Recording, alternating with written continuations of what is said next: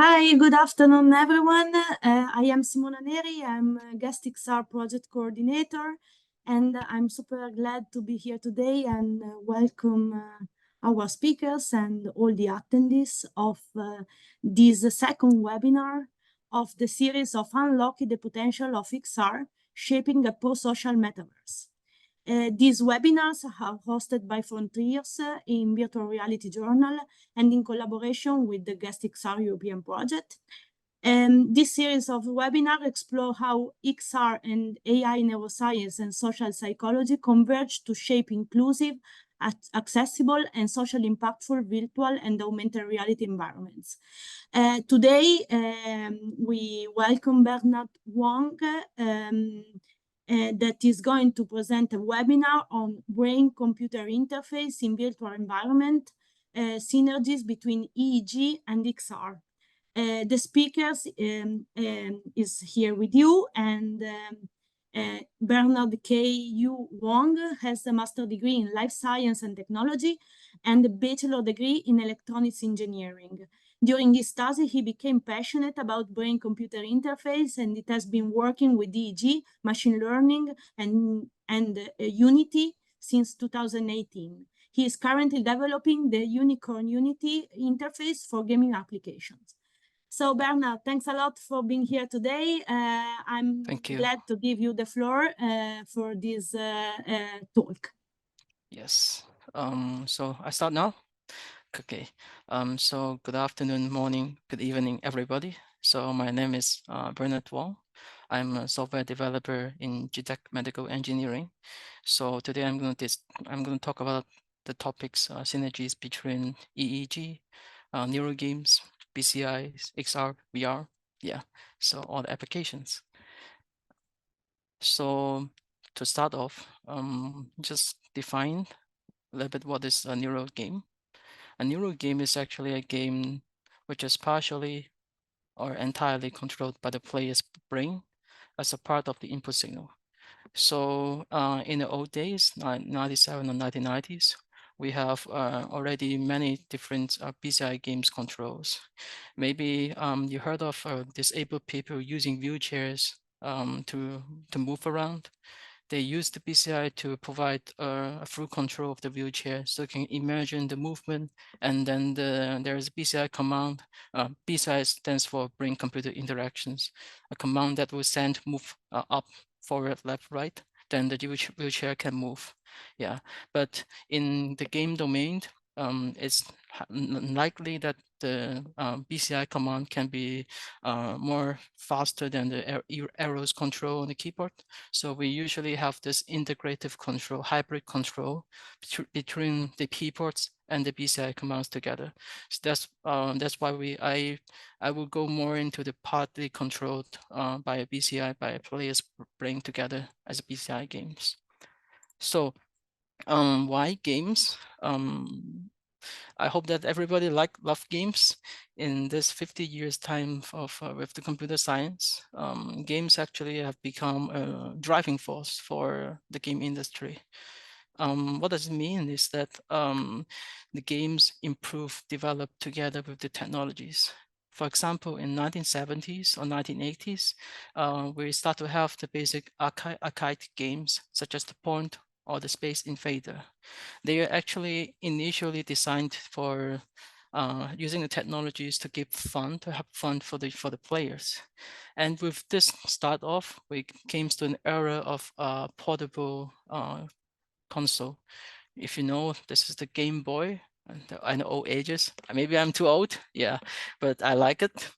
And with time, games are more complicated and people like more interactive environment.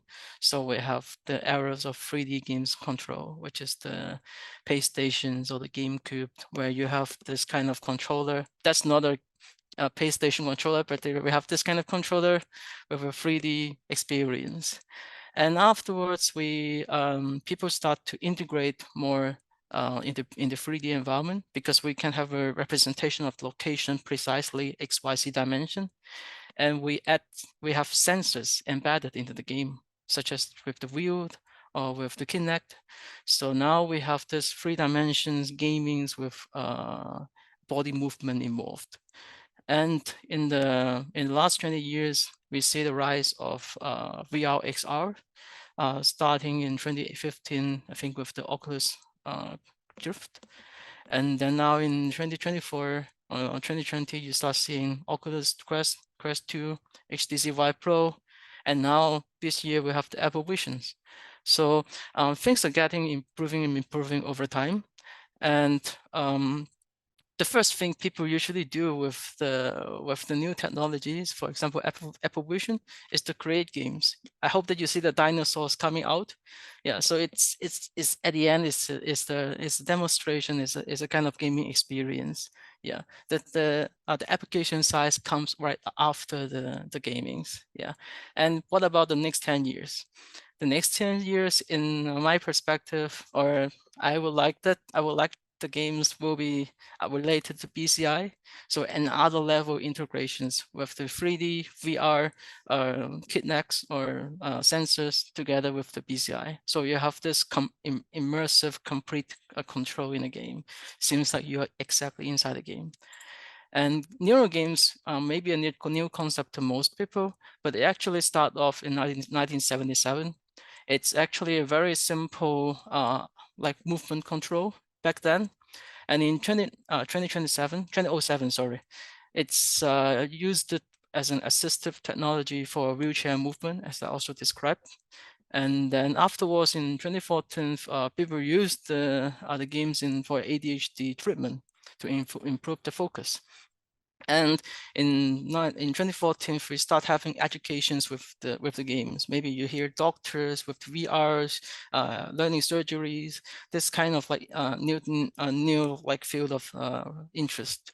And in 2018, my company, or the company that the company that I work in, g.tec, also start helping neural rehabilitation with the stroke patients. So these are all the new field of study. So we have clinical and non-clinical use of the games. And in this time, at the moment, most cases are pretty clinical for accessibility on rehabilitations.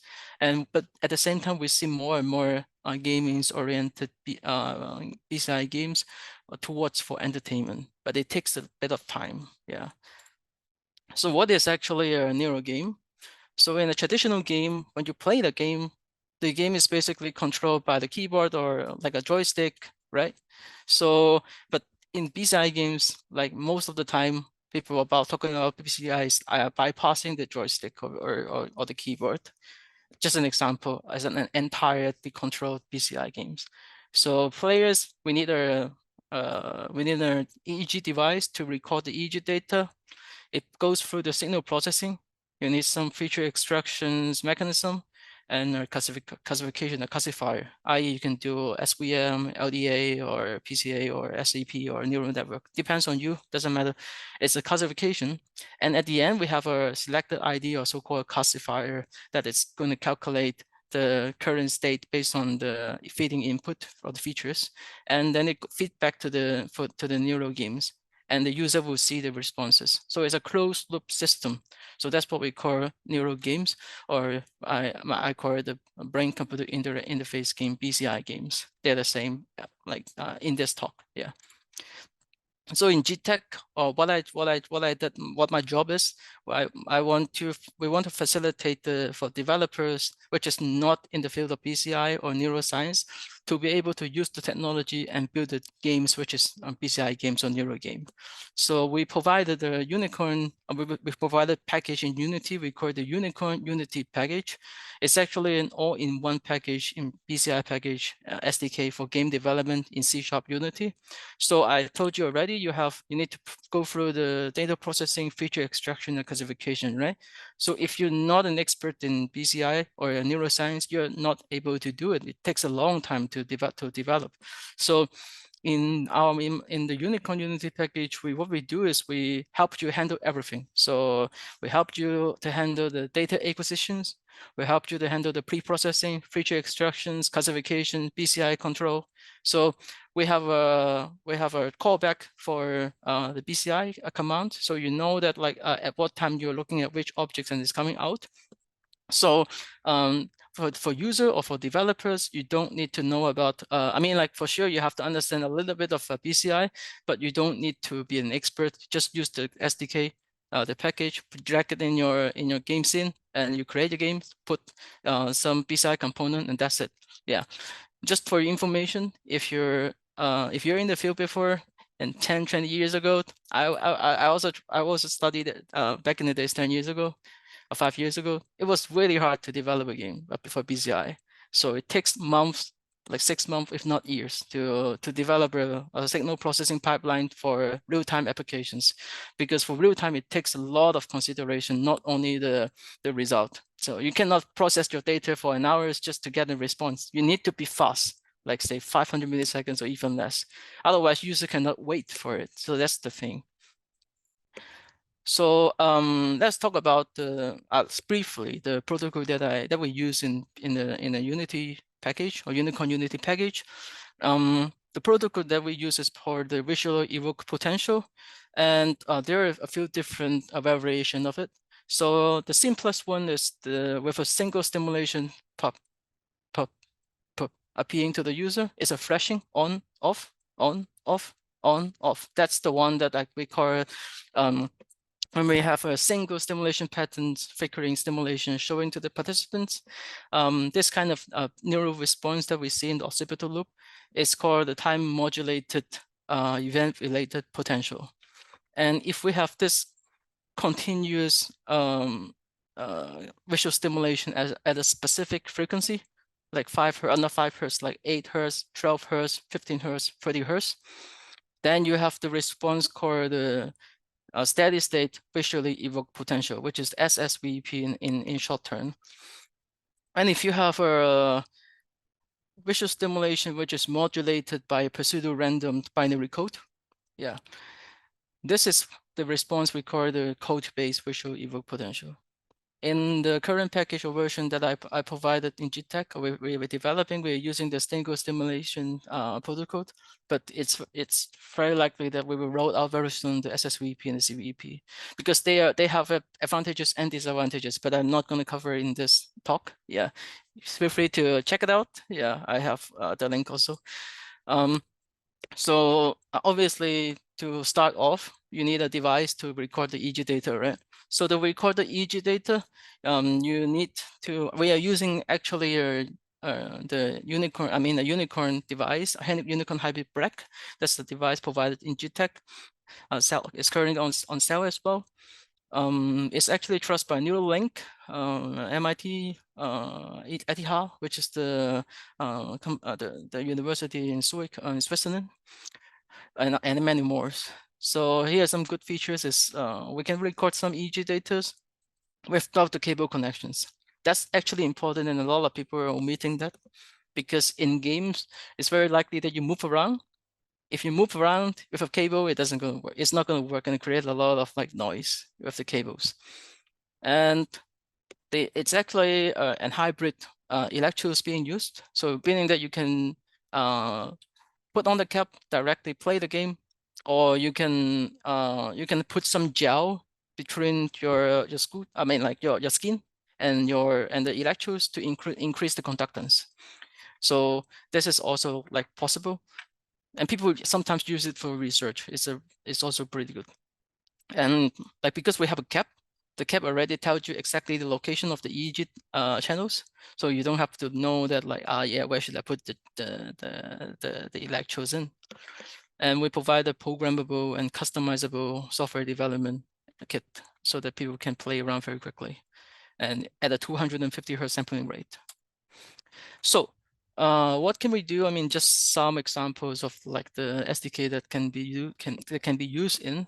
I hope that everybody know about Pac-Man game. So Pac-Man game, in short, it's a game where you have a dot here. You have an avatar. I have to switch off the sound, and you have to collect all the coins, right?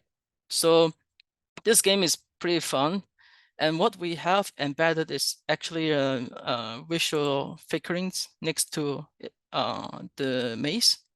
Each one of them is associated with one ghost. So in a normal game, you can only control the avatar around and collect the coin, collect the dot. And in these games, if you look at, say, this stimulation, and if you're able to pick it where you have the dot here, you see this guy, the blue ghost, it's freezed. So you can walk around and then collect the coins without interfering by the ghost. This is one application that I talk about. Is a partially controlled BCI games.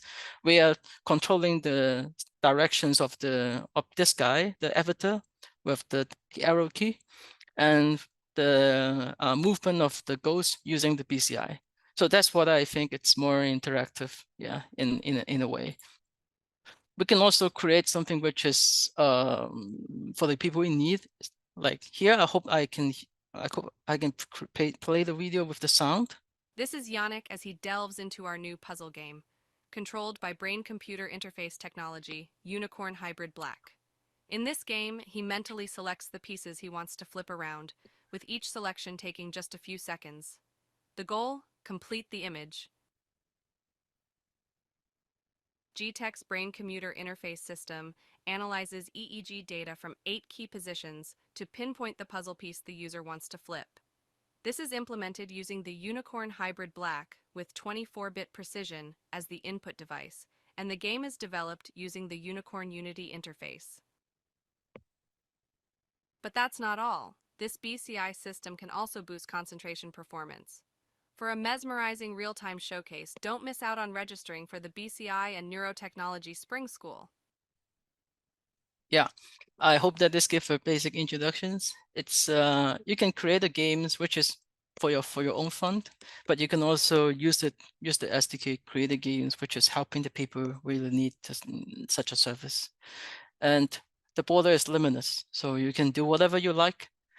For example, This is that's the game that my colleague we developed it before for the hackathon in Columbia University in America.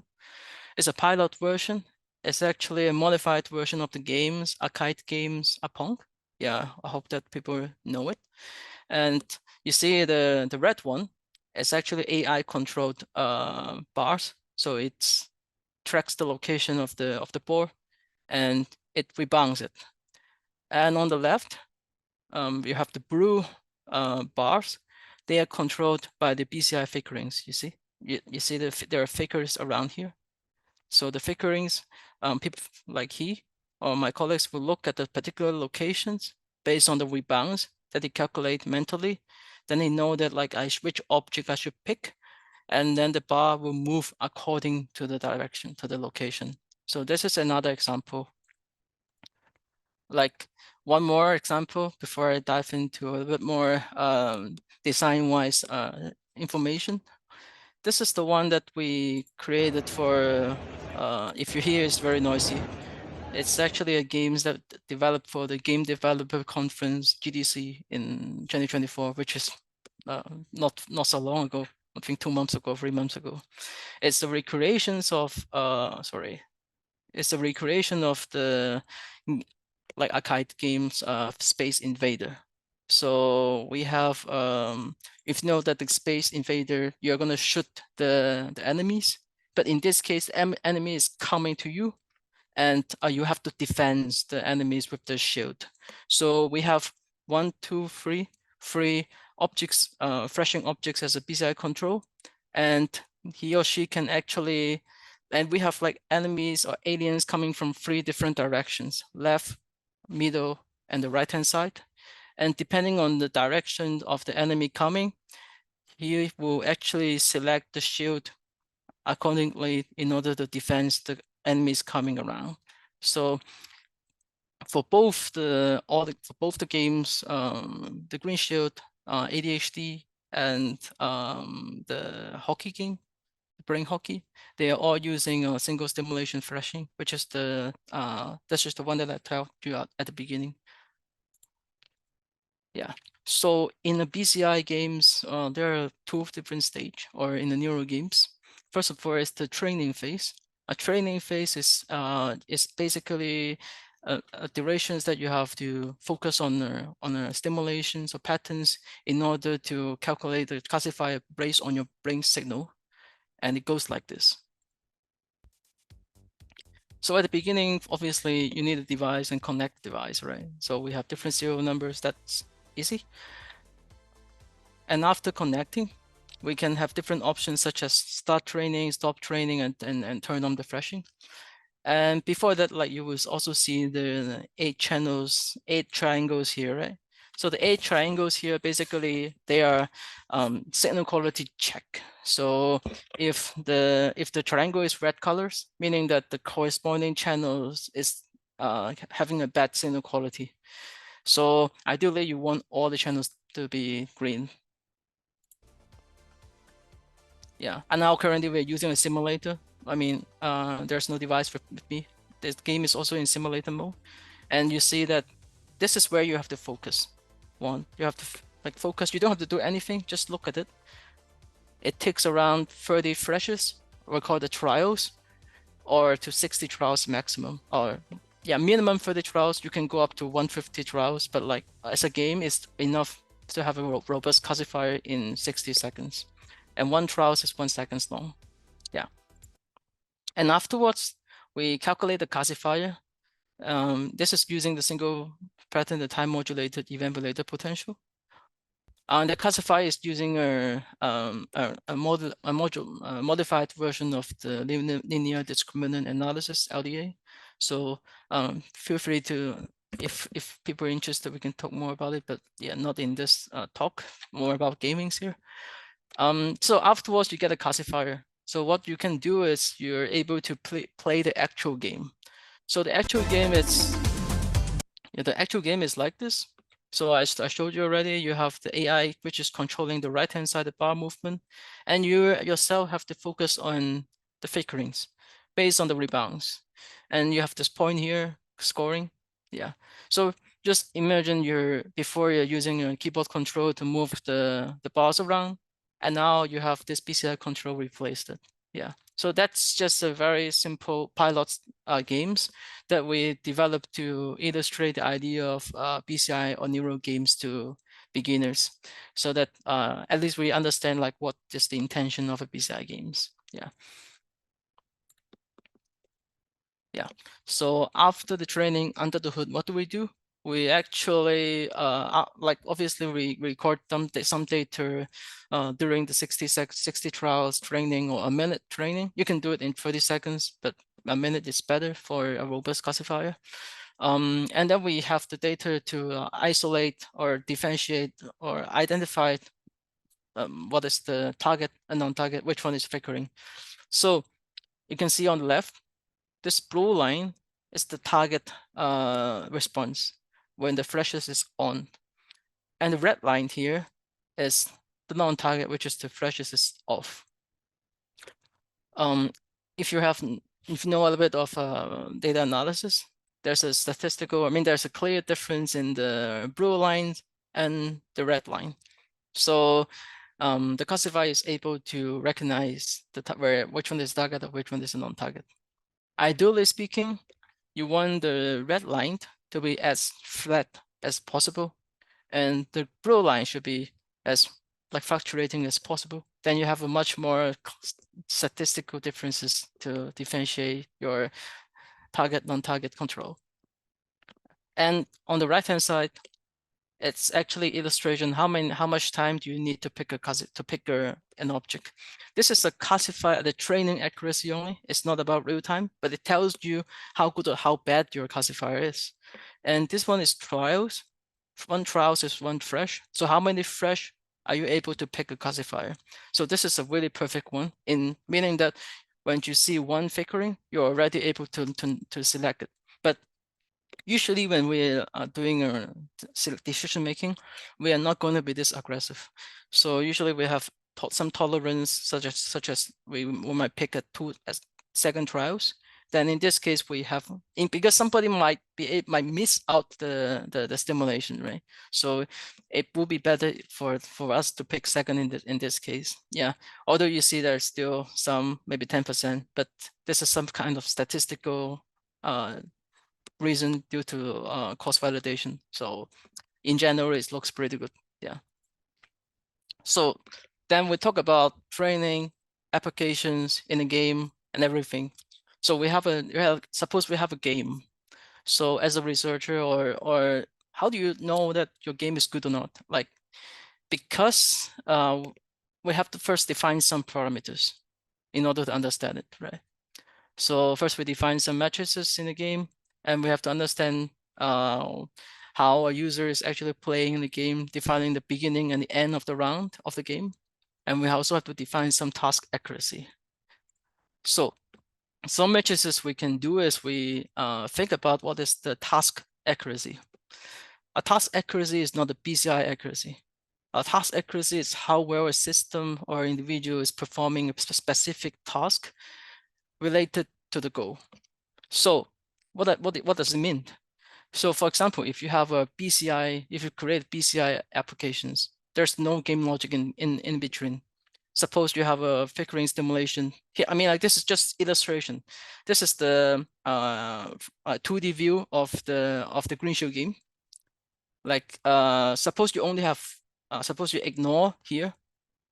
You just have one flashing stimulation, and you look at the stimulations, and there is a BCI response. There's a selections. So you know that at what time you're able to pick it, and are you able to pick it correctly? But in reality, like for example, this the green shell game, you have multiple objects. So like you have the enemy coming from the left, from the middle, from the right. You have flickering objects on the left, the middle, on the right, and they are associated to each green shield, right? So suppose there's an enemy coming from the left, and your BCI is perfect. You select the shield on the left. That's a good accuracy. But for example, if you still have the enemies coming from the left, your BCI is perfect, but the user is not knowing how to play the game. He's looking at the middle or the right-hand side, and the enemy is coming to you, but the shield is on this side, is not able to defend. So the task accuracy is bad. So, but your BCI accuracy is good because the BCI is doing exactly what you want, right? So you have to think about the BCI accuracy, the game accuracy together as a task accuracy. So I hope that this gives a little bit of illustration. And the task accuracy is accuracy of BCI system together with the ability of the user to be able to complete the game. Yeah, obviously we can also use some information transfer rate to describe the game behavior, but that's not currently my focus at the moment. Yeah, this is just a very general. Yeah. So we can also use some like confidence level to provide to improve the performance of the game.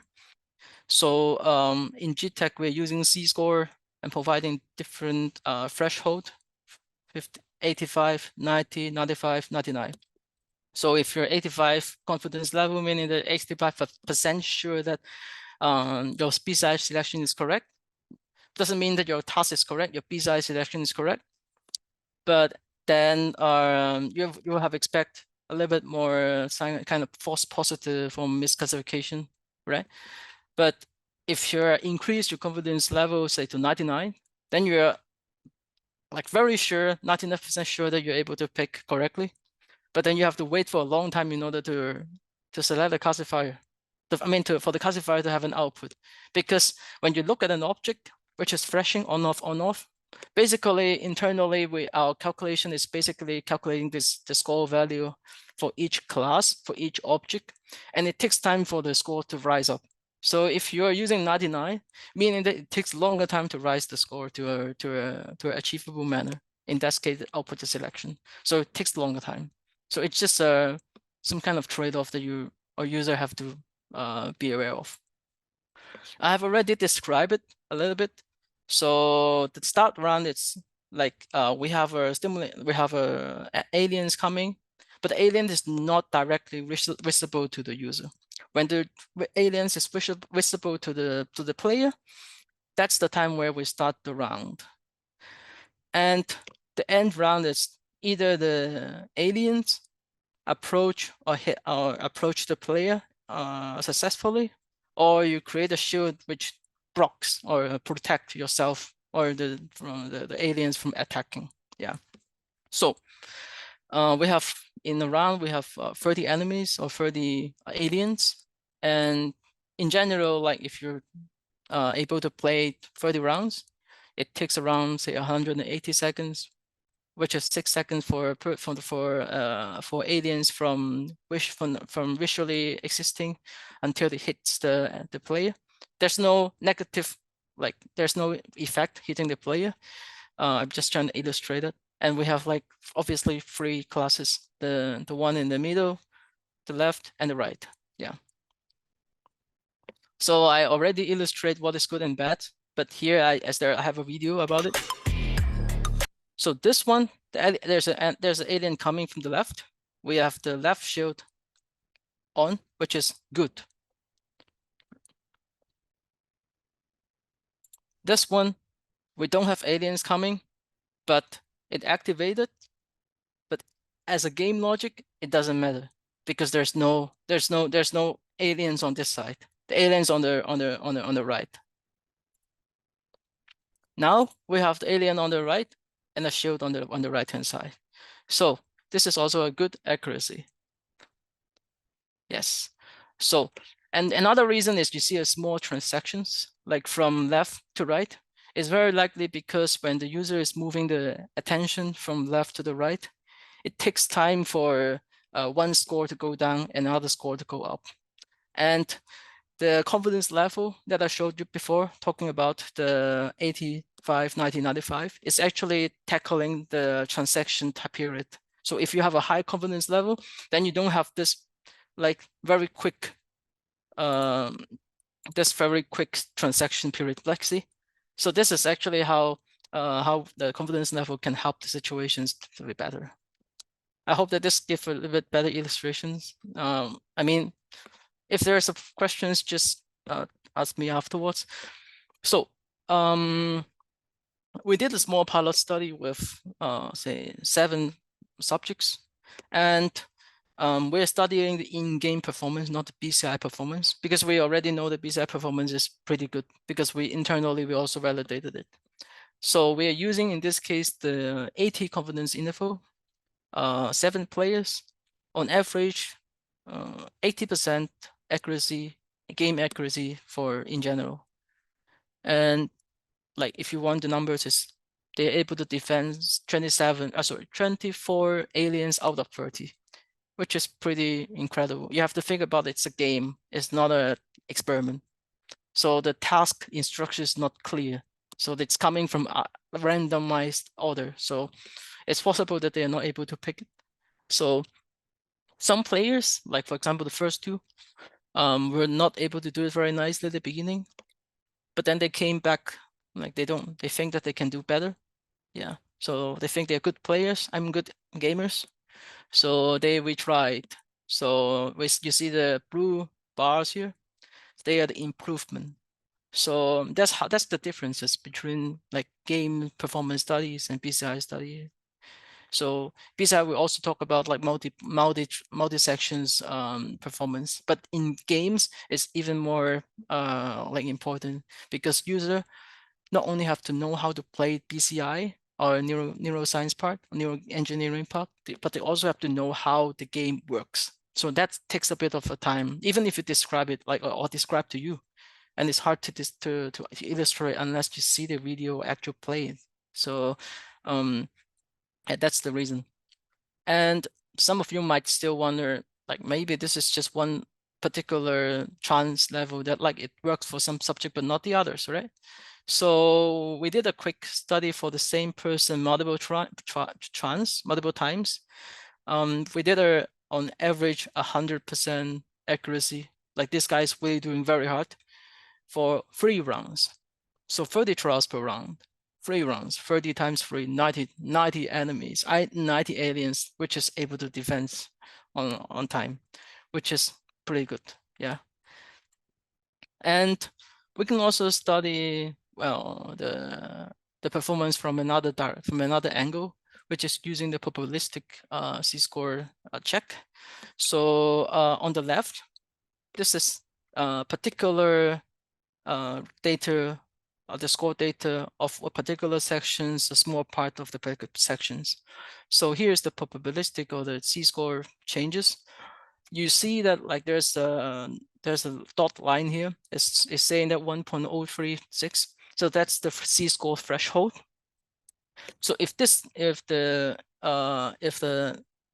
score exceeded the threshold, the classifier is very sure that most likely that the selection is certain, and therefore activated the classification or the triggering of the BCI command on in the visual feedback. So if you look at here, it's like 1 3 1 3 1 3 2 2. So that's the reaction that you can see here in the Z-score. And in the game, you can also see that this is 1 coming, 3 coming, and then 1 coming, and then a short 3. Yeah, coming. Yeah, and then we have 2 coming here, and then another 2 which is coming. Yeah. So that's we have also I've enabled the log data functions that people can visualize the changes. Then if you like, I mean, like if you're a researcher on the study how it changes over time in your game, then you can also like do this like multi-section study, or you can do a single study to look at the score values changes. Then you have pretty much an overall understanding of how your game is performing. So there are some common pitfalls that we have to be aware of in designing a neural game. For example, you have to very carefully consider the signal quality of your EEG data. So you have to cap. So if the environment is very noisy, a lot of people, say in a conference or in a classroom, a lot of people around, either you instruct people to move like quietly, or you put gel on the channels. Then in this case, it's improve the conductance and reduce the interference. The other one is, I told you that there's a training sections, right? And the training sections is important. It's one of the most important part to get a good classifier. If your training is too short, say 30 seconds, it's not too short, it's short, but it's not too short.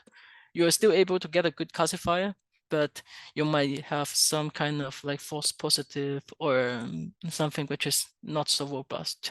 So in general, we suggest, I mean, at least for this kind of like visual paradigm, it's 60 trials. It's a good option. You can go say 45, but 60 is usually the way that we start off, because you can calibrate the game and then lowering down the training time with more people studies. And because we are studying flickering, the visual stimulation effect, so you have to see the texture clearly. So a transparent material won't work most of the time because you can't see the changes.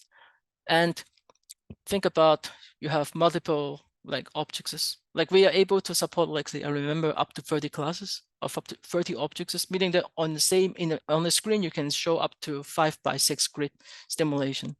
But in this case, you have to be aware that if two targets are very close, you look at the left one, but you're able to see the right one next to you. So that's the peripheral vision, which is also affecting the performance. And the last one is, if you have a target which is moving, then in this case, it's very hard to focus the texture or the stimulation pattern. So target should not move a lot, or you can move very slow, or it's like kind of floating. And the distance should be visible, like you can identify the textures. So that's the important part. Yeah. So, and here is some common pitfall according to recording the signal quality. Yeah, we have provided a recorder app so that people can check the quality in advance before running the game. So this is bad, this is good. Yeah. So regarding how to check, you can look at the alpha wave, and you can crunch your teeth, move your body around. This kind of basic calibration that could be good. And if you don't have this kind of like offline, I mean like the recorder for visualizations like outside the game, we also provided like kind of a pfraps or a game object in Unity that you can directly drag and drop in your scene. So when you play the game, connect your devices, you will be able to see the changes in real time. So we bake, I mean, we put the signal processing, the checker, the SQ check, signal quality check algorithm inside the Unity. So basically, you can already do it. Yeah. So you can we have some customer which is using this signal quality check as a tool to change the environment lightening. So if the signal quality is very good, the environment is bright. If the signal quality is medium, not so nice, okay, it's dim. So they can actually check the signal quality together in the game. So there's no need that you focus on, like, say, some triangles or circles in this case. So everything is like interactive. In the Unity, we have provided callback, so you can directly grab the callback, check the data, and then do whatever you like. So it's an interactive package that user can define what they want to do. So the calibration name I've already mentioned, minimum 30 trials. Yes, 31 trials is 1 second usually. You can set it shorter, but to start off, you can go with 1 second. 60 trials works better in most cases. If you increase the confidence level, you have a much higher precision. There's no less transactions like selections, but you take a longer selection time, takes longer time to reach, and you have a smaller confidence, then you have a shorter selection time, but a lower precision level, accuracy performance. Some design guides for neural games. Unlike just a game with the game logic, you need to understand the constraint of a BCI that you're using. Suppose you're using our package, you're creating a visually evoke potential, which is invoked by a visual stimulation patterns. So you have to understand, okay, I have to set the condition around me. The lightning conditions should be bright in order to see the texture. And then design the game around you, like how is the distance of the stimulations, what is the size, what is the object type, is it a cube or sphere, cylinder? This kind of stuff will also change. Or is it like a complex avatar which is changing in the texture in the skins, or this kind of stuff you have to think about. And the second one is you have to avoid too many classes on the screen. As I told you, that you have to be aware that the peripheral regions will also have an impact in the BCI performance, especially when the game is dynamic, meaning that you're moving around. And you have to also gamify a little bit the training, because that's the most important part of the game. Yeah, you need to rely on the classifier calculated from the training phase. And at the end, it's not, I mean, it's suggested not, unless you have a specific purpose to create a game for disabled person or people do not able to use the keyboard. If you're creating a games for a general public, it's good idea to combine the keyboard control together with the BCI, but not to replace the keyboard control, because you will never be able to replace the keyboard controls with such an effective information transfer rate. So what I mean by hybrid control, like for example, I bring this to the meeting. Yeah. So here we have I mean, we are not using this one, but like we have the arrow keys. An example is we can actually use the arrow keys to control the avatar movement in this fighting game, and then an A, B, X, Y like button will be selected by the BCI, so that they can actually hit or kick, turn around, and do all the kind of actions in real time. Yeah. So this is my my friend. Yeah. So he's trying to beat the AI, but I think he lose. Yeah. Yeah, so he's being KO'd by by the AI.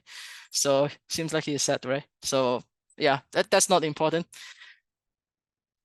Yes. So one last thing is like what happens that what we can do afterwards. Like for example, I already showed you the Green Shield game, right? We can actually show the Green Shield game, played it in also VR with the same logic. We ported into the virtual reality.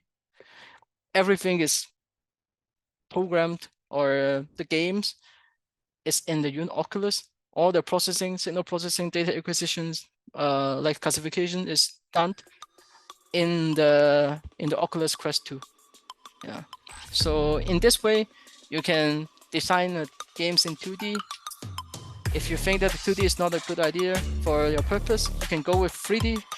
And after you define your games in 3D, you think that like the game has a huge potential in VR or later in the future, then what you can do is you can port the game in VR. So this is the current training, but he's using another version of the devices, EEG device. That's not important at the moment. So we have this kind of like station which tells the classification performance, good, bad, or medium. We have this kind of logo to check the battery level of the devices, and we can retrain the data, and then we can even start the game now. Yeah, so that's what I said, like it's hard to focus on an object which is like kind of moving. So in this case, in this VR, the version that we are using is like there's this lifting of the stimulation. And when the stimulation is up, then we have a shield, but the concept is the same. Yeah. Yeah, so, and we have some upcoming works in g.tec also. We try to reduce the training time. We would like to see if we are able to retain the reliability of the classifier with less number of channels, which is more better for people, I mean the users.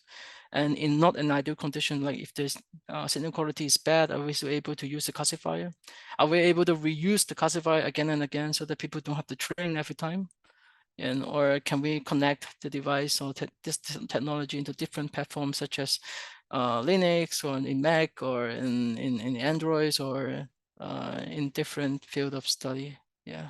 So I hope that this gives a general introductions of how the neural games and how we link AR, VR, XR, BCI together. And yeah, I think my talk is finished, and I'm happy to listen to questions.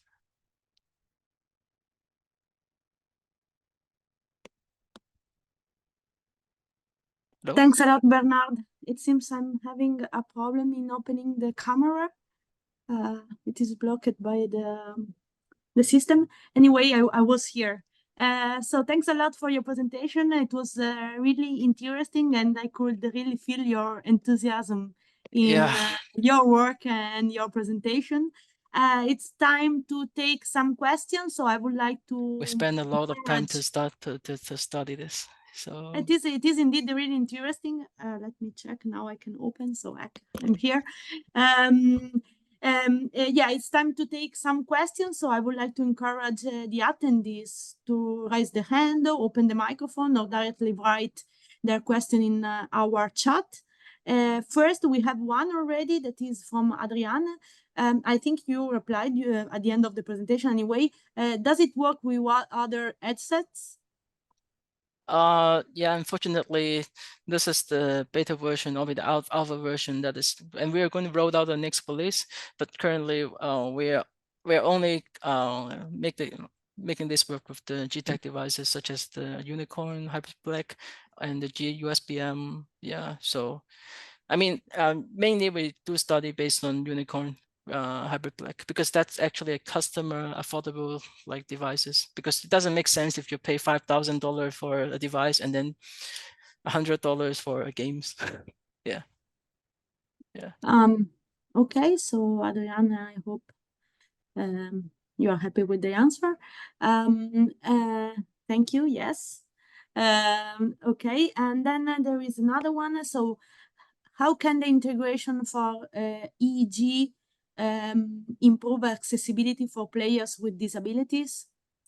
Yeah, like for example, if you have experience with some like old school games such as Warcraft or um like some kind of MMORPG. So like for sure you're disabled person, like you maybe for example can't move the hands, then in this case he's not able to play. Maybe even a patient that is on the bed. So the only thing that they can do is to replace the keyboard control or some kind of controls with the BCI. Then in this case he will still be able to interact with people. Yeah, like for disabled person, the most important part is like in a game he is as normal as a normal as others. So nobody is going to look at him as from a different angle. So I think it's important that we give an equal chance for everybody to be able to play the game.